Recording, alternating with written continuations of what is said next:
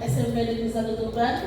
Hari ini izinkan saya membagikan sedikit pemahaman saya terkait modul 1.4, yaitu tentang budaya positif.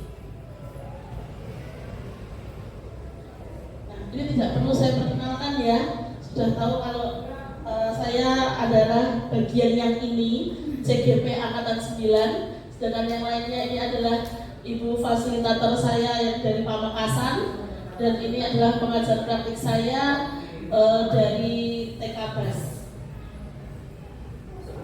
Nah, sebelumnya saya sampaikan dulu terkait tujuan pendidikan yang pernah dijelaskan di guru penggerak terkait dengan filosofi Ki Hajar Dewantara, di mana tujuan pendidikan adalah menuntun segala kodrat yang ada pada anak agar mereka dapat mencapai keselamatan dan kebahagiaan yang setinggi-tingginya, baik sebagai manusia maupun sebagai anggota masyarakat. Nah, intinya kita sebagai pendidik itu tugasnya menuntun anak-anak sesuai dengan kodrat yang mereka bawa masing-masing. Dan kita punya tugas menebalkan pola positif yang sudah ada pada diri mereka dan menyamarkan, bahkan mungkin menghilangkan sisi negatif yang mereka bawa. Intinya seperti itu. Nah, kemudian kita lanjut ke budaya positif. Budaya positif di sekolah yaitu nilai dan kebiasaan di sekolah yang berpihak pada murid agar mereka dapat berkembang menjadi pribadi yang kritis, penuh hormat dan bertanggung jawab sesuai dengan profil pelajar Pancasila. Jadi intinya nantinya ini selalu bermuara pada profil pelajar Pancasila yang memang sedang digaungkan oleh Kementerian Pendidikan saat ini. Nah, konsep utama dari budaya positif sendiri ada 7. Yang pertama, perubahan paradigma belajar. Yang kedua, disiplin positif. Yang ketiga, kebutuhan dasar manusia. Yang keempat, motivasi perilaku manusia. Yang kelima, restitusi posisi kontrol guru. Yang keenam, keyakinan kelas. Dan yang ketujuh adalah segitiga restitusi. Nah, ini nanti saya jelaskan hanya sedikit-sedikit terkait 7 hal ini tadi. Mulai dari perubahan paradigma belajar. Jadi terkait perubahan paradigma belajar ini, dalam membangun budaya positif, sekolah dapat menyediakan lingkungan yang positif, aman dan nyaman agar siswa mampu berpikir, bertindak dan mencipta dengan merdeka, mandiri dan bertanggung jawab. Dan disiplin ini sangat berkaitan dengan kontrol guru terhadap siswa. Kalau kita lihat di sekolah kita secara lingkungan insya Allah positif, aman juga, nyaman juga, dan anak-anak juga tetap berada pada kontrol guru, yang dalam artian kontrol guru ini sikap-sikapnya harus bernilai positif. Kalau ada sesuatu yang kurang tepat, maka kita sebagai pendidik wajib menuntun anak ini untuk ke arah yang lebih baik. Ya. Kemudian saya lanjutkan yang kedua, disiplin positif. Disiplin tentu saja merupakan kemampuan memerintah diri sendiri dalam mengontrol dan menguasai diri untuk memilih tindakan yang mengacu pada nilai-nilai yang kita hargai dengan penuh tanggung jawab tanpa terperintah orang lain. Jadi disiplin ini otomatis munculnya harusnya dari dalam dirinya sendiri. Nah, disiplin positif maksudnya apa yang kita disiplinkan adalah kegiatan-kegiatan yang positif, sikap-sikap kita yang positif juga.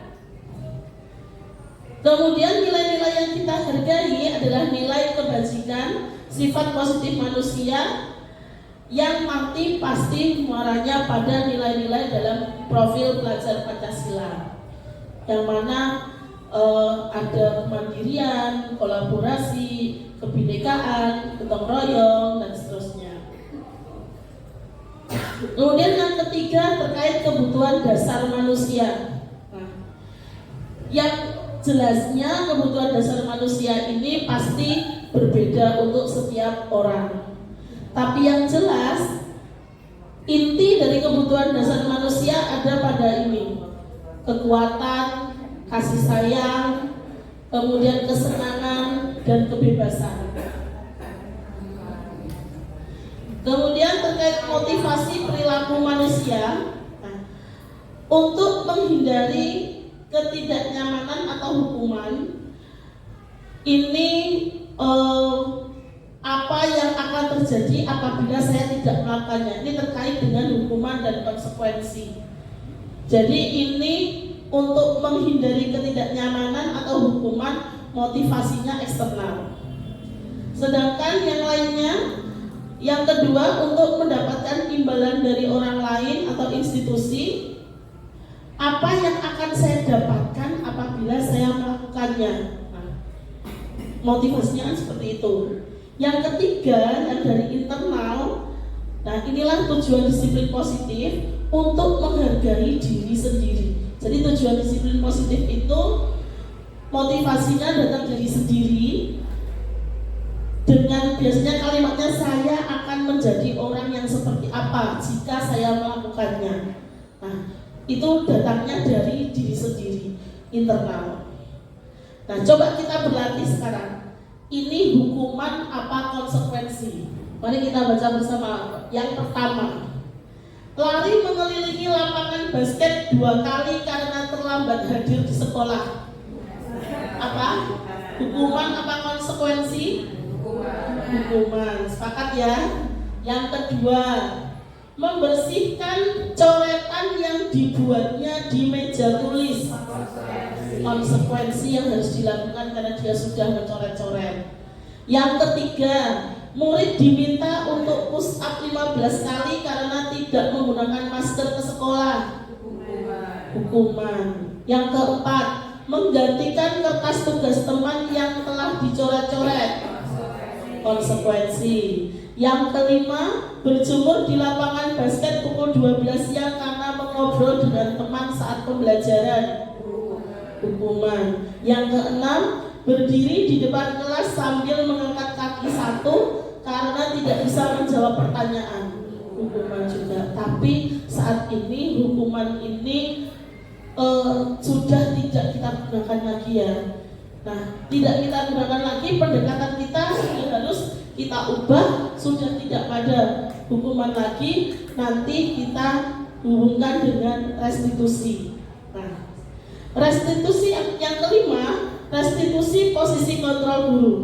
Jadi kontrol guru ini posisinya bisa sebagai penghukum, bisa sebagai pembuat rasa bersalah, sebagai teman, sebagai pemantau, atau sebagai manajer. Nah, dari beberapa pernyataan-pernyataan yang ada di kolom ini akan terlihat posisi kontrol gurunya sebagai apa. Seperti pernyataan yang pertama, saya kecewa sekali dengan kamu, berarti posisi kontrol guru ini sebagai pembuat rasa bersalah. Kemudian dengan pernyataan kamu tidak pernah benar melakukannya, berarti ini posisi kontrol gurunya sebagai penghukum. Sedangkan yang ketiga, ayolah lakukan demi Bapak Ibu. Nah, ini gurunya posisi kontrolnya sebagai teman. Kemudian yang berikutnya, pernyataan apakah kamu mau mendapatkan stiker bintang hari ini? Nah, yang seperti itu berarti posisi kontrol guru sebagai pemantau. Kemudian pernyataan bagaimana kamu bisa menyelesaikan masalah ini? Nah, ini posisi kontrol guru sebagai manajer. Yang terakhir ini sama seperti yang sebelumnya, kamu selalu yang paling terakhir, berarti ini dia sudah dinyatakan seperti itu dulu, berarti posisi kontrolnya jelas sebagai penghukum. Ya, jadi inilah kata-kata yang mungkin sebagai penghukum ini juga perlu kita hindari. Nah, kemudian terkait dengan keyakinan kelas. Keyakinan kelas ini adalah nilai-nilai kebajikan atau prinsip-prinsip universal yang disepakati bersama secara universal, lepas dari perbedaan agama, suku, negara, dan bahasa. Nah, keyakinan kelas ini sangat penting kita buat dengan bekerja sama dengan anak-anak di kelas, diskusi dengan anak-anak di kelas, seperti apa keyakinan kelas yang ingin dibuat, yang dibutuhkan siswa seperti apa. Pasti akan muncul banyak ide daripada kita sendiri yang membuat peraturan. Kalau kita sendiri yang membuat peraturan, biasanya anak-anak cenderung kurang nyaman dengan peraturan yang kita buat. Tapi kalau kita buat keyakinan kelas, yaitu batasan-batasan yang bisa dilakukan di kelas, maka anak-anak akan lebih nyaman karena ini hasil dari diskusi bersama mereka juga. Nah, dalam membuat keyakinan kelas yang harus kita pahami juga bahwa kata-katanya kita pilih kata-kata yang positif. Jangan menggunakan kata-kata yang negatif. Kata-kata negatif itu seperti apa? Tidak boleh makan di kelas sama kita. Ya, ini tidak bisa kita gunakan. Kita gunakan yang lebih positif saja. Makan di kantin, makan di luar kelas. Nah, batasannya seperti itu. Nah, kemudian yang terakhir terkait segitiga restitusi. Jadi ini adalah proses menciptakan kondisi bagi murid untuk memperbaiki kesalahan mereka, sehingga mereka bisa kembali pada kelompok mereka dengan karakter yang lebih kuat. Tahapan segitiga restitusi sendiri, yang pertama adalah menstabilkan identitas, yang kedua validasi tindakan yang salah, dan yang ketiga adalah menanyakan keyakinan. Seperti yang sudah pernah saya praktekkan pada saat lokakarya, jadi ternyata kalau kita melakukan tahapan segitiga restitusi ini, kita tidak serta-merta langsung menjatuhkan karakter siswa. Karena yang pertama kita lakukan adalah menstabilkan identitasnya dulu. Nah, apa itu menstabilkan identitas? Nah, contohnya yang seperti ini. Kita stabilkan identitasnya dulu bahwa bisa jadi berbuat salah itu tidak apa-apa, karena semua manusia pasti pernah berbuat salah. Kemudian bisa juga dengan penyampaian tidak ada manusia yang sempurna. Jadi kita stabilkan dulu identitasnya. Kemudian yang harus dilakukan adalah memvalidasi tindakan yang salah. Contohnya kalimat yang seperti ini, kamu pasti punya alasan mengapa melakukan hal itu. Karena pasti kalau ada sesuatu yang salah yang terjadi pada diri anak, pasti ada yang pemicunya terlebih dahulu. Jadi kalimat kita tidak serta-merta kamu nggak boleh melakukan ini, nggak boleh seperti itu. Tapi dengan duduk bersama, mulai dari tahapan-tahapan itu kita lakukan, ini akan membentuk karakter anak lebih kuat lagi. Dan yang ketiga, setelah memvalidasi, kita perlu menanyakan keyakinan. Nah, ini terkait dengan keyakinan kelas yang sudah dibuat. Jadi apakah tadi tindakannya sudah sesuai dengan keyakinan kelas atau belum, biarkan dia yang menilai sendiri. Apakah dia sudah benar berdasarkan keyakinan kelas yang dibuat? Apakah tindakannya ada yang tidak sesuai dengan keyakinan kelas? Biarkan dia mengidentifikasi sendiri kesalahannya dan biarkan ia memperbaiki apa yang sudah dia lakukan. Seperti itu. Tidak perlu kita langsung karena kamu gini, maka kamu harus gini. Tidak perlu seorang guru seperti itu. Biarkan siswa sendiri yang menentukan arahnya. Kita menuntut saja. Seperti itu Bapak Ibu guru yang alhamdulillah sudah bersedia mendengarkan saya. Mungkin ada yang mau didiskusikan, sharing, ada yang mau ditanyakan, monggo.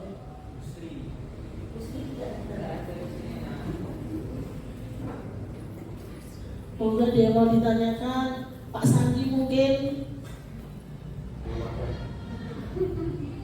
Bismillah. Cara kita kan tadi contohnya di keyakinan kelas ya, itu kan meminta anak untuk menyampaikan pendapatnya tentang keyakinan gitu. Biasanya mereka akan sering menunjukkan kalimat-kalimat yang negatif seperti kata tidak boleh dilarang. bagaimana cara kita untuk mengarahkan mereka bahwa kita membuat keyakinan kelas itu gunakanlah kalimat yang positif selain memberikan contoh, tidak boleh menggunakan kata tidak boleh, tidak boleh menggunakan kata jangan. Nanti mereka akan bertanya, terus yang boleh kata apa? Nah, saya minta bantuannya, kira-kira gimana? Ya. Terima kasih. Jadi yang ditanyakan istilah adalah kalau membuat keyakinan kelas kan harus dengan menggunakan kalimat positif.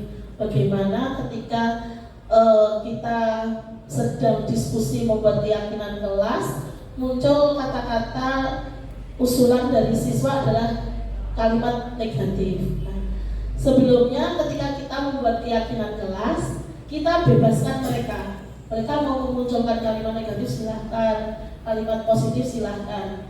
Kita tulis saja dulu. Kita tulis saja, terserah mereka dulu. Kemudian setelah kita mengumpulkan banyak keyakinan kelas yang mereka buat, kan tidak mungkin kita semua itu kita masukkan, tidak mungkin. Pasti kita pilih-pilih. Nah, misalkan yang kita pilih kebetulan ada yang kalimatnya kalimat negatif, kita tulis dulu.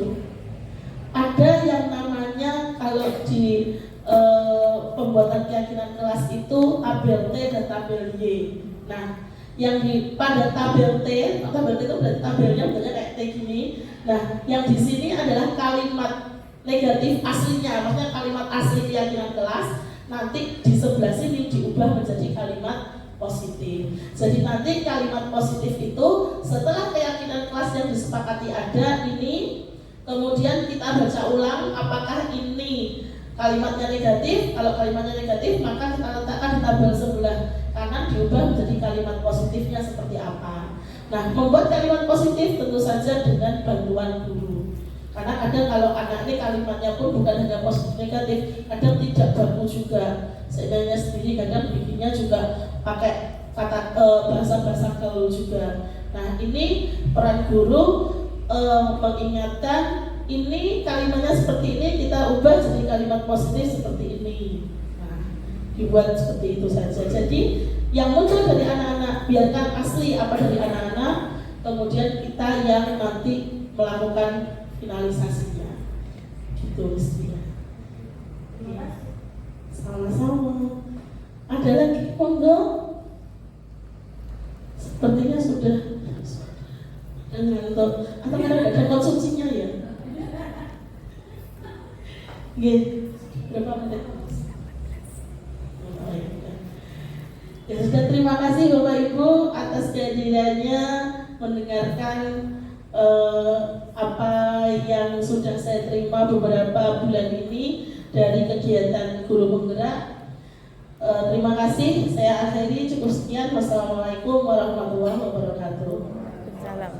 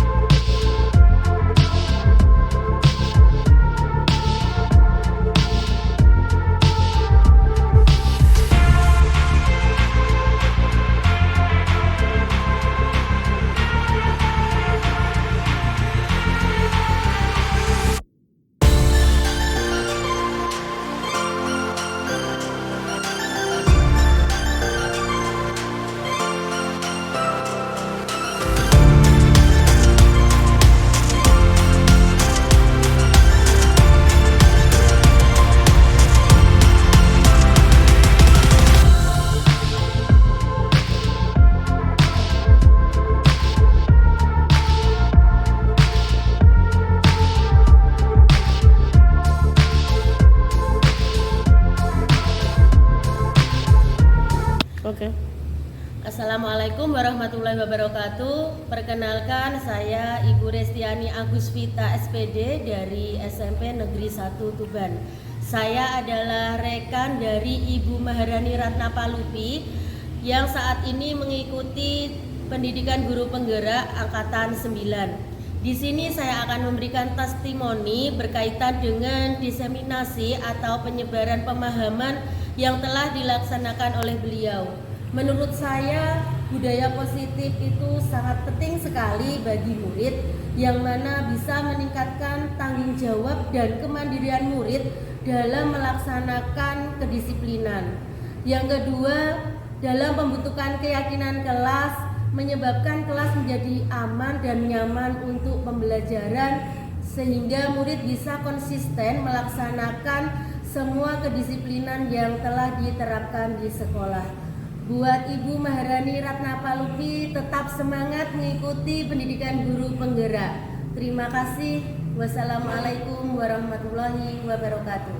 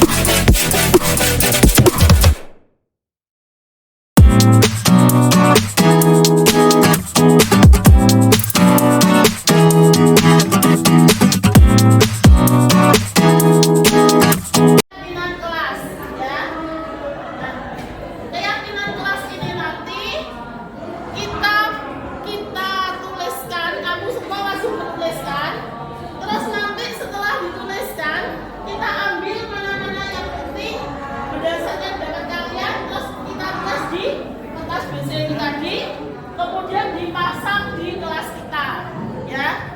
Nah, nantinya kalian mengisinya, boleh melalui link itu atau kamu scan barcode-nya, boleh. Nanti kamu tuliskan keyakinan kelas apa yang pengen kamu buat di kelas, ya. Besok beri waktu 3 menit. Silahkan, boleh scan ini, boleh. Kalau nggak bisa dari jauh, boleh maju ke depan untuk scan, boleh. Oh, ini boleh.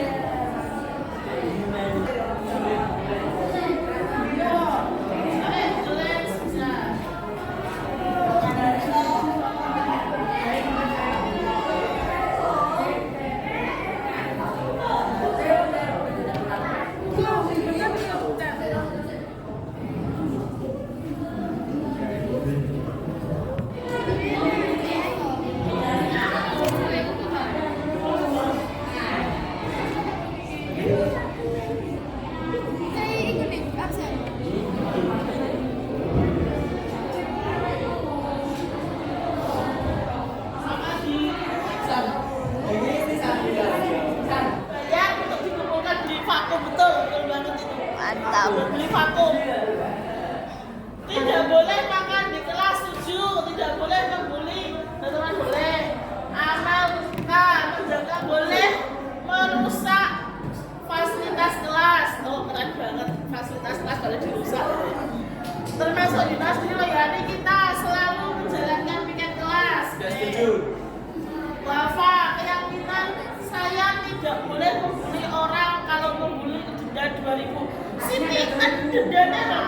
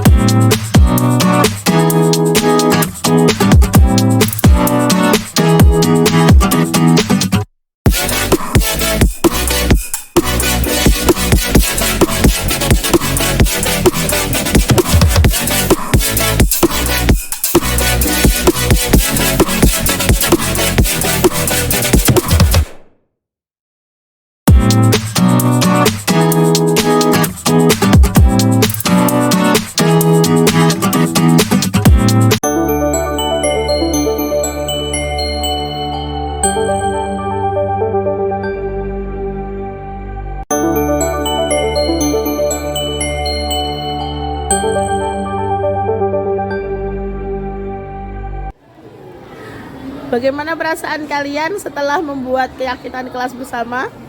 Pendapat saya senang karena pendapat saya terpilih. Senang karena keadaan kelas menjadi lebih nyaman dan tentram dari adanya keyakinan kelas. Terima kasih. Sandi, gimana perasaannya setelah membuat keyakinan kelas? Saya senang sekali karena dapat terlibat dalam pembuatan keyakinan kelas. Kelas saya jadi tidak gaduh lagi dan juga pendapat saya masuk ke dalamnya. Oke, terima kasih Sandi.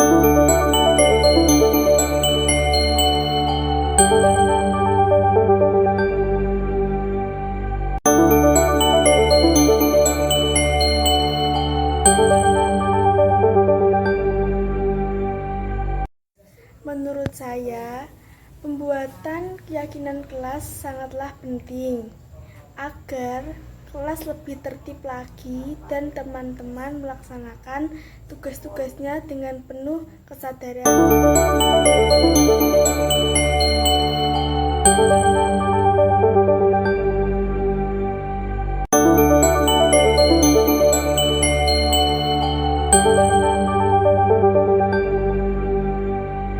Assalamualaikum warahmatullahi wabarakatuh. Perkenalkan, nama saya Sabita Sadasweri dari kelas 8D. Di sini saya akan menjawab pertanyaan, mengapa sih pentingnya menerapkan keyakinan dalam? Karena dengan adanya keyakinan kelas, jadi lebih tertib. Teman-teman bersemangat melakukan piket kelas dengan penuh tanggung jawab. Dan yang paling penting, tidak ada pembulian di dalam kelas. Sekian, wassalamualaikum warahmatullahi wabarakatuh.